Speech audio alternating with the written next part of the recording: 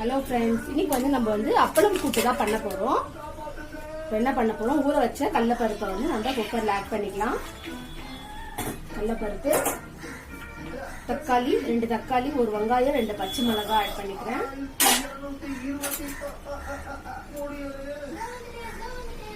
அரை ஸ்பூன் வெறும் குழம்பு மிளகாய் தூள் சேர்த்துக்கிறேன். அரை ஸ்பூன் வெறும் மிளகாய் தூள் சேர்த்துக்கிறேன். 1/4 ஸ்பூன் மஞ்சள் தூள் சேர்த்துக்கிறேன். இது எல்லாமே சேர்த்து நம்ம இப்ப குக்கர்ல வேக வச்சு எடுத்துட்டு பார்க்கலாம் ஃப்ரெண்ட்ஸ். ஹலோ ஃப்ரெண்ட்ஸ், இப்போ வந்து நம்ம 4 விசில் மட்டும் வச்சு இறக்கிக்கலாம் ஃப்ரெண்ட்ஸ். விசில் தண்ணி எடுக்க 4 விசில் வந்துச்சு ஃப்ரெண்ட்ஸ். அப்பளம் கூட்டுக்கு அப்பளம் வந்து வறுத்து எடுத்துக்கலாம் ஃப்ரெண்ட்ஸ்.